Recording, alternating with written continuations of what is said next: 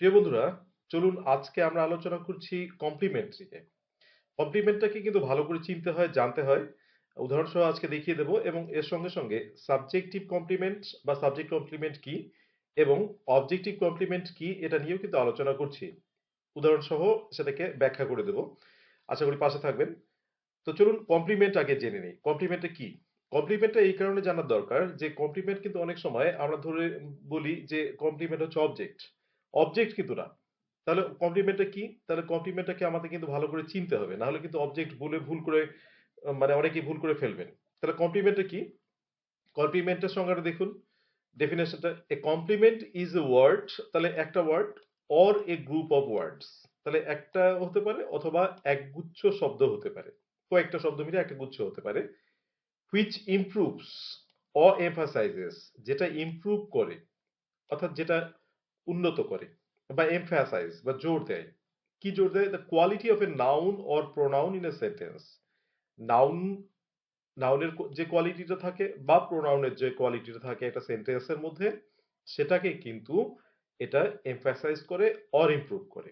তাহলে আমরা এখানে বুঝতে পারছি যে কমপ্লিমেন্ট একটা ওয়ার্ড হতে পারে অথবা একটা গ্রুপ অফ ওয়ার্ড হতে পারে এবং এর কাজটা কি? এর কাজটা হচ্ছে সেন্টেন্সের মধ্যে যে নাউন বা প্রোনাউনটা থাকছে সেটার যে কোয়ালিটিটা থাকছে সেটাকে ইমপ্রুভ করা বা সেটাকে ব্যাখ্যা করা। তাহলে এটা কিন্তু আমরা পাচ্ছি কমপ্লিমেন্ট বলে। তাহলে উদাহরণসহ একটু ভালো করে দেখে নিই। প্রথম এক্সাম্পলটা দেখি। John is very tired today. John আজকে খুবই ক্লান্ত। তাহলে এখানে দেখুন নাউন একটা আছে, আমরা বলেছি সেন্টেন্সের মধ্যে যে যেখানে নাউন বা প্রোনাউন থাকবে সেটাকে ইমপ্রুভ করবে। তাহলে এখানে জন ইজ ভেরি টায়ার্ড, তাহলে কে টায়ার্ড? এখানে আমরা নাউনটা পাচ্ছি জন। তাহলে নাউনের আমরা নাউনকে ডিসক্রাইব করছে নাউনটাকে যে জন কেমন আজকে? জন কিন্তু আজকে ভেরি টায়ার্ড। তাহলে এই যে এই ওয়ার্ডটা এটা কিন্তু কমপ্লিমেন্ট, এটাকে কিন্তু আমরা অবজেক্ট বলি না। অবজেক্ট কিন্তু আপনারা জানেন অবজেক্ট আলাদা রকম হয়, কিন্তু এই কোয়ালিটিটাকে যখন ডিসক্রাইব করবে অর্থাৎ এই নাউন বা প্রোনাউনের, এখানে আমরা নাউনকে পেয়েছি। তাহলে নাউনকে যখন ডিসক্রাইব করছে তখন সেটাকে কিন্তু আমরা কমপ্লিমেন্ট বলছি। তাহলে প্রথম এক্সাম্পলটাতে পেলাম একটা নাউন দিয়ে, এবার চলুন একটা প্রোনাউন দিয়ে দেখি। হি ইজ এ ফুল, সে একটা বোকা। তাহলে এখানে কিন্তু প্রোনাউনটা আছে দেখুন হি, এবং এ ফুল এটা কিন্তু বলা আছে যে এটা ব্যাখ্যাটা করছে যে সেই ফুল। তাহলে এই এই এ ফুল এটা কিন্তু হচ্ছে কমপ্লিমেন্ট, তাহলে এটাকে আমরা কিন্তু অবজেক্ট বলছি না। তাহলে কমপ্লিমেন্ট হচ্ছে সে ওয়ার্ড যেটা হচ্ছে সেই নাউন বা প্রোনাউনটাকে ডিসক্রাইব করছে বা ইমপ্রুভ করছে বা এমফাসাইজ করছে। আমরা এটা কিন্তু দেখছি। তাহলে আমাদের এবার জানতে হচ্ছে যে সাবজেক্টিভ কমপ্লিমেন্ট কি এবং অবজেক্টিভ কমপ্লিমেন্টটা কি।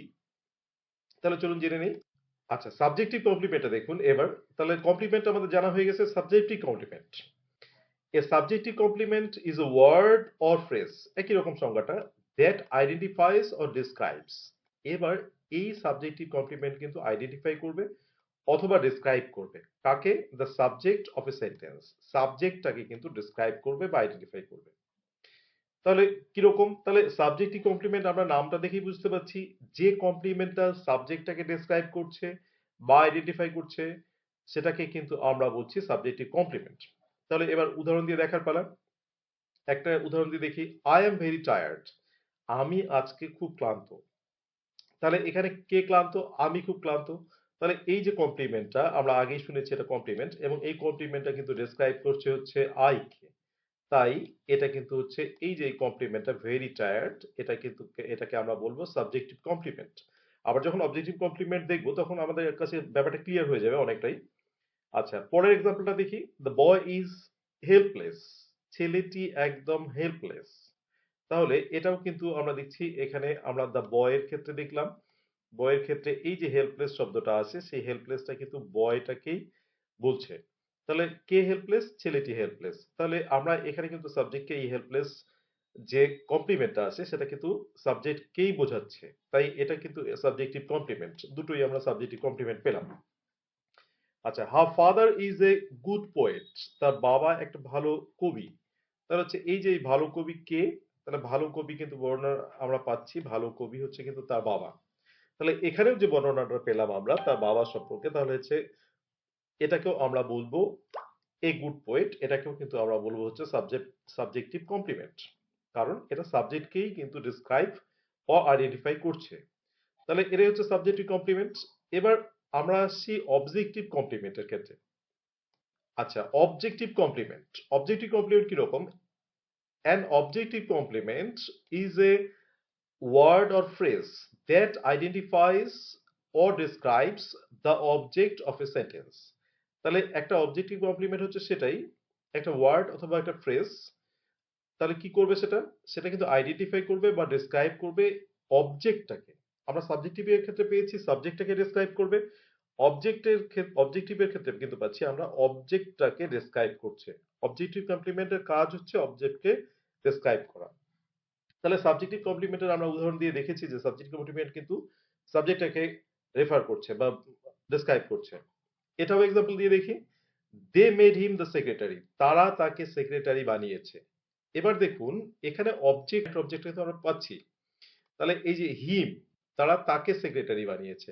তাহলে এই যে সেক্রেটারি কাকে বানিয়েছে? সেক্রেটারি কিন্তু হচ্ছে কমপ্লিমেন্ট।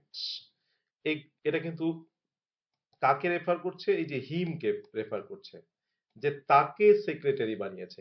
তাহলে যখন এই কমপ্লিমেন্টটা যখন অবজেক্টকে রেফার করছে তখন সেটা কিন্তু অবজেক্টিভ কমপ্লিমেন্ট। তাহলে এই দ্য সেক্রেটারি এটা কিন্তু আবার একটা অবজেক্টিভ কমপ্লিমেন্ট, কারণ এটা কিন্তু দেখুন আগেরটা যেমন সাবজেক্টকে রেফার করতো, এটা কিন্তু সাবজেক্টকে রেফার করেনি, এটা কিন্তু বা ডিসক্রাইব করেনি, এটা কিন্তু ডিসক্রাইব করেছে এই হিমকে, কারণ সেক্রেটারি হচ্ছে এখানে হিম। আচ্ছা, দ্য ম্যান কল্ড হিম এ ফুল, লোকটি তাকে একটা ফুল বলে ডেকেছে বা তাকে ফুল বলেছে।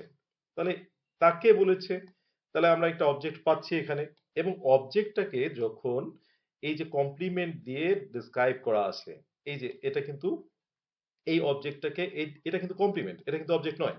তাহলে এটা দিয়ে কিন্তু এটাকে ডিসক্রাইব করা আছে এবং সেটাকে কিন্তু আমরা পাচ্ছি অবজেক্টিভ কমপ্লিমেন্ট, কারণ এই ফুল বলতে বোঝাচ্ছে সেই ম্যানটাকে নয়, এই ফুল বলতে বোঝাচ্ছে কিন্তু ডিসক্রাইব করছে বা আইডেন্টিফাই করছে কিন্তু হিমকে।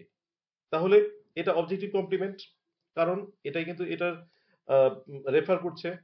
পরে একই রকম আরেকটা উদাহরণ দেখুন। The jury found him guilty, বিচারকরা তাকে গিলটি পেয়েছে, অর্থাৎ সে গিলটি। তাহলে এই গিলটিটা কে? গিলটিটা হচ্ছে হিম। তাহলে এটা হিম অবজেক্ট, এবং এটা আমরা আগেই বলেছি এটা কমপ্লিমেন্ট, এটা অবজেক্ট নয়।